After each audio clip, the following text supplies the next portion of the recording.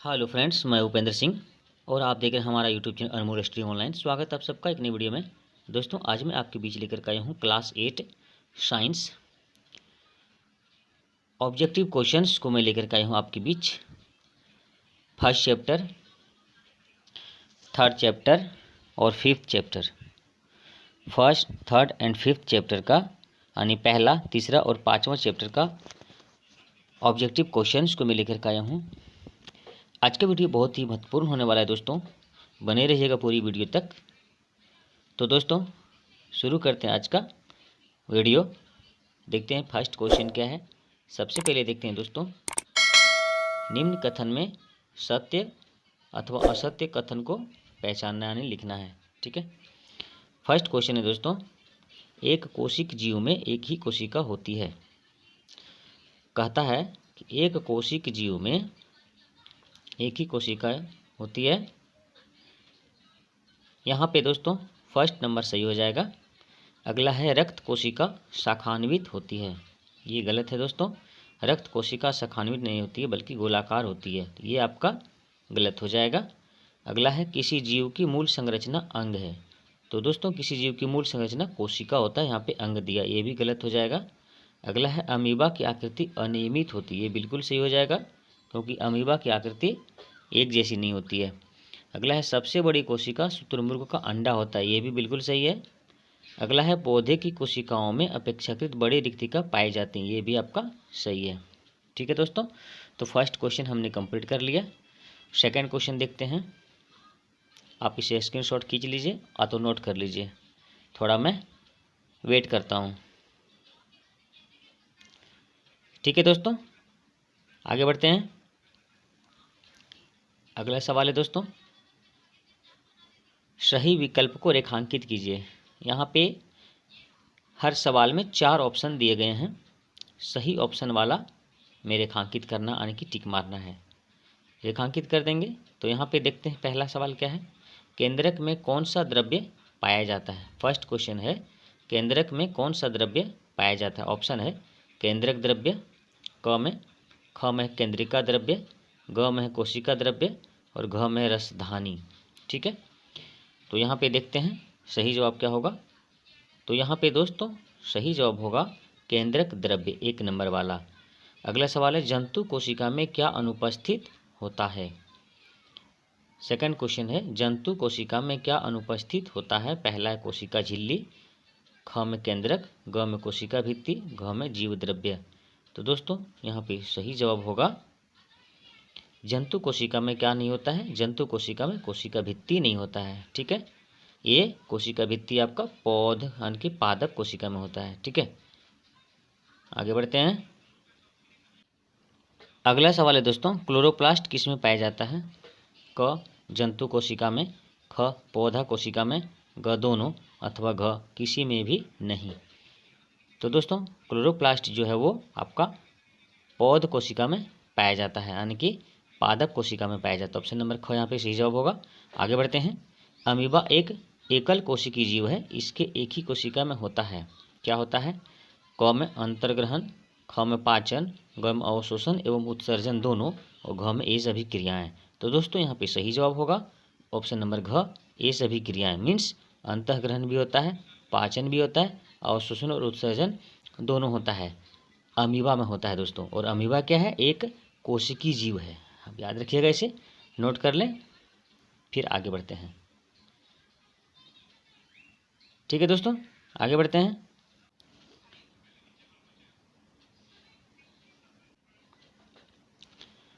तो दोस्तों अगला चैप्टर सेकंड चैप्टर है।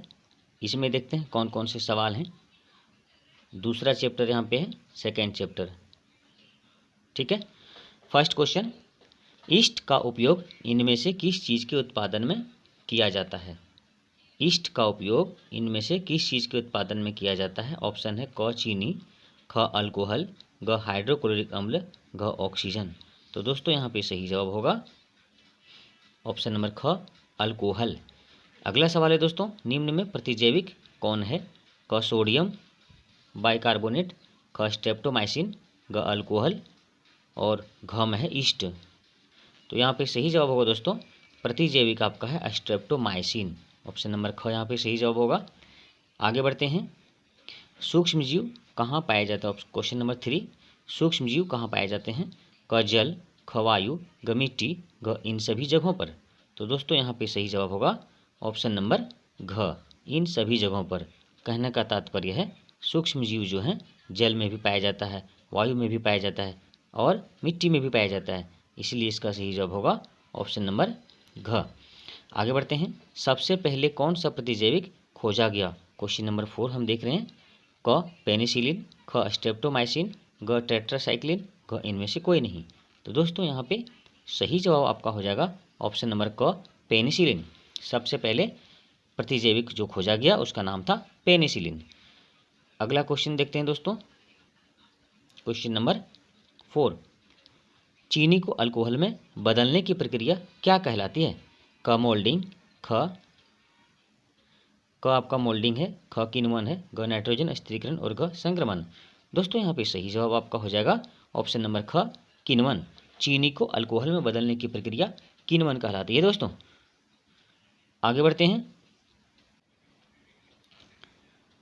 अगला सवाल दोस्तों क्वेश्चन नंबर 6 देखते हैं। संचरणीय रोगों का सबसे मुख्य कारक? क चींटी, ख ड्रैगन मक्खी, ग मकड़ी, घ घरेलू मक्खी। दोस्तों यहाँ पे सही जवाब हो जाएगा संचरणीय रोगों का मुख्य कारक है घरेलू मक्खी। ऑप्शन घ यहाँ पे सही जवाब होगा। आगे बढ़ते हैं।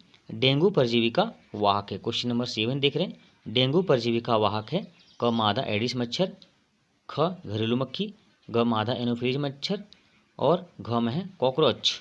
तो दोस्तों यहाँ पे सही जवाब होगा ऑप्शन नंबर क मादा एडिस मच्छर। जी हाँ दोस्तों, मादा एडिस मच्छर डेंगू परजीवी का वाहक होता है। आगे देखते हैं दोस्तों। रिक्त स्थानों की पूर्ति करें। रिक्त स्थान भरना है। फर्स्ट क्वेश्चन देखते हैं। लैक्टोबैसिलस जीवाणु दूध को में परिवर्तित कर देते हैं।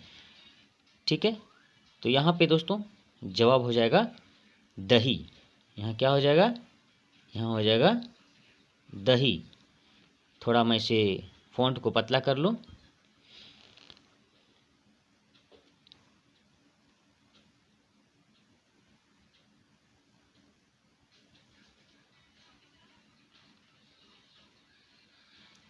ठीक है दोस्तों, मैंने फ़ॉन्ट को पतला कर लिया है। तो लैक्टोबैसिलस जीवाणु दूध को दही में परिवर्तित कर देते हैं। तो 1 नंबर में क्या होगा दोस्तों? फर्स्ट नंबर में होगा दही। क्या होगा? दही हो जाएगा। आप इसे नोट कर लें। अगला है सेकेंड है हैजा के द्वारा होता है। तो हैजा जीवाणु के द्वारा होता है। आप यहाँ पे नोट कर लीजिएगा जीवाणु। बोल मैं दे रहा हूँ, ऐसे लिखने में थोड़ा परेशानी होती है मुझे। जीवाणु लिख लीजिएगा। थर्ड नंबर में है राइजोबियम जीवाणु पौधे की जड़ों तथा ग्रंथियों में पाए जाते हैं। यहाँ पे खाली जगह भरना है। तो राइजोबियम जीवाणु जो है वो लेग्यूम पौधे की जड़ों तथा ग्रंथियों में पाए जाते हैं, जो कि दलहनी पौधा होता है। ठीक है, लेग्यूम क्या लिखा गया यहाँ पे? लेग्यूम लिखाएगा। लेग्यूम यहाँ पे मैं लिख दे रहा हूँ लेग्यूम। ले आधा ग अंतुष्य में दीर्घऊ का रमो, लेग्यूम। ठीक है, अगला है 4 नंबर में पोलियो के द्वारा उत्पन्न रोग है। तो पोलियो विषाणु के द्वारा है। यहाँ पे विषाणु लिखेंगे, विषाणु, ये लिखना है विषाणु। ठीक है, अगला है 5वां गेहूं की रस्ट के कारण होती है। यहाँ पे कवक हो जाएगा, कवक के कारण होती है। इसे नोट कर लीजिएगा, कवक। ठीक है, कवक के कारण होती है। छठा है चेचक की टीके की खोज एडवर्ड जेनर ने की थी। यहाँ पे एडवर्ड जेनर होगा, एडवर्ड एडवर्ड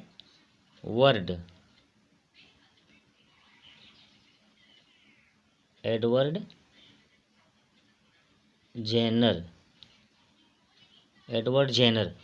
अगला है 7 में रोगाणुओं से लड़ने के लिए हमारा शरीर उत्पन्न करता है। यहाँ लिखेंगे प्रतिरक्षी,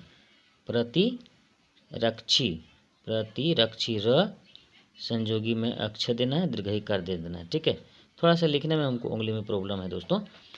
प्रतिरक्षी। ठीक है, तो दोस्तों स्क्रीनशॉट खींच लीजिए। तब तक मैं वेट करता हूँ, फिर आगे बढ़ते हैं साथियों। आगे बढ़ते हैं दोस्तों। देखते हैं दोस्तों, थर्ड क्वेश्चन में देखते हैं, कॉलम अ से कॉलम ब को मिलान करना है। क्या करना? मिलान करना है। ठीक है, तो यहाँ पे देखते हैं दोस्तों, जीवाणु एक तरफ पढ़ते हैं, जीवाणु, राइजोबियम, लैक्टोबैसिलस, ईस्ट, एक प्रोटोजोआ, एक विषाणु। इधर देखते हैं ये साइड में, नाइट्रोजन स्थिरीकरण, दही का जमना, ब्रेड का की बेकिंग, मलेरिया का कारक, हैजा का कारक, एड्स का कारक, प्रतिजैविक उत्पादित करना। ठीक है, तो दोस्तों यहाँ पे मैं बता रहा हूँ, जीवाणु जो होता है ये हैजे का कारक होता है, यानी यहाँ पे इसका इससे मिलेगा, जीवाणु होगा हैजा का कारक। ऐसे मैं मिला दे रहा हूँ, आप इसको सामने में लिखिएगा, है ना। जीवाणु हैजा का कारक, राइजोबियम, राइजोबियम जो होता है दोस्तों नाइट्रोजन स्थिरीकरण में सहायक होता है। लैक्टोबैसिलस, लैक्टोबैसिलस दही को जमने में मदद करता है। ईस्ट, ईस्ट जो है आपका ब्रेड की बेकिंग में काम करता है, ये आता है मदद। एक प्रोटोजोआ मलेरिया का कारक होता है दोस्तों, और विषाणु जो होता है एड्स का कारक होता है। ठीक है, मैंने मिला दिया, आप इसको स्क्रीनशॉट खींच लें और कॉपी में नोट कर लीजिएगा, याद कर लीजिएगा, क्योंकि यहाँ पे बुक से मैं इन सवालों को मैं लाया हूँ और आपको मैं बता रहा हूँ। आप नोट कॉपी में लिख लें, सभी के सभी जितने भी बता रहा हूँ सभी कॉपी में नोट कर लें। ठीक है, और याद कर लीजिएगा, क्योंकि फाइनल एग्जाम में यही सब प्रश्न देखने को मिलेंगे, तो वहाँ पे ऑप्शन के रूप में रहेगा। ठीक, तो ऑप्शन वाले क्वेश्चन को भी मैं लेकर के आ रहा हूँ बहुत ही जल्द। पहले बुक वाला देख लेता हूँ, फिर ऑप्शन वाला जो भी है उसको मैं लेकर के आऊँगा। सेटिंग करना पड़ेगा, फिर आपके बीच में उपस्थित रहूँगा। उस वीडियो को भी आप भी देखिएगा, लाइक कीजिएगा, शेयर कीजिएगा, है ना। आगे बढ़ते हैं दोस्तों। तो दोस्तों अगला थर्ड चैप्टर देख रहे हैं, थर्ड चैप्टर, थर्ड कहते हैं, थर्ड तो हो गया, ये आपका फिफ्थ चैप्टर है ना। फिफ्थ चैप्टर देख रहे हैं, वो सेकंड लिखा था, वो सेकंड नहीं था, वो थर्ड था। ठीक है, मिस्टेक से लिख दिया, फिफ्थ चैप्टर है ये।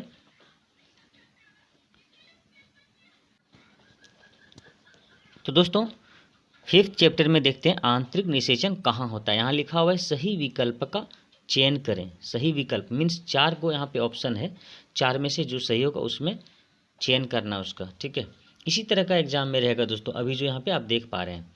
तो फर्स्ट क्वेश्चन है आंतरिक निषेचन कहाँ होता है। आंतरिक निषेचन कहाँ होता है? ऑप्शन है मादा का शरीर में, मादा शरीर के बाहर, नर के शरीर में और नर के शरीर से बाहर। तो दोस्तों यहाँ पे सही जवाब होगा ऑप्शन नंबर क, मादा के शरीर में। ठीक है, आंतरिक निषेचन मादा के शरीर में होता है। सेकंड क्वेश्चन है हाइड्रेरा में जनन की विधि है, क बहुविभाजन, ख मुकुलन, ग खंडन, घ द्विविभाजन। तो यहाँ पे दोस्तों सही जवाब होगा ऑप्शन नंबर ख, मुकुलन। हाइड्रा में जनन की जो विधि है वो मुकुलन है।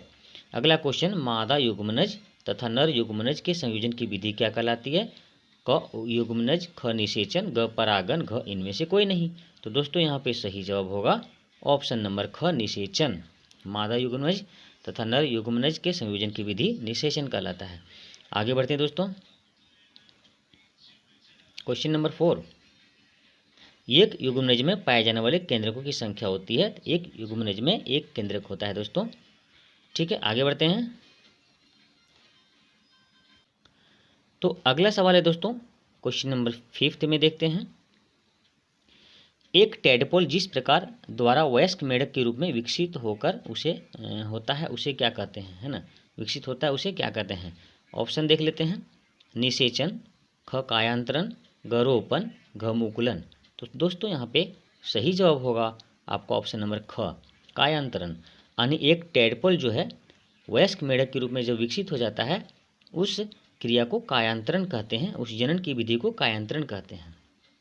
ठीक, टेडपोल में जब मेढक छोटा होता है, टेडपोल यानी कि उसका पूंछ छोटा सा होता है, धीरे धीरे जब बड़ा होता है तो पूंछ खत्म हो जाता है और मेढक बन जाता है, मेढक के रूप में विकसित हो जाता है। ठीक है, अगला सवाल है द्विखंडन द्वारा जनन निम्न में किस में होता है? क हाइड्रा में, ख पैरामीशियम, ग अमीबा, घ बैक्टीरिया। तो यहाँ पे दोस्तों सही जवाब होगा अमीबा में, ऑप्शन नंबर ग। द्विखंडन द्वारा जनन की जो विधि है वो अमीबा में है। अब सही गलत देखते हैं।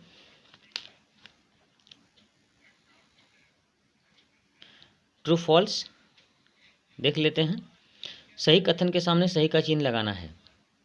शुक्राणु विरसन कोशिका में परिपक्व होते हैं, सही है। मेढक में बाह्य निषेचन होता है, ये भी सही है।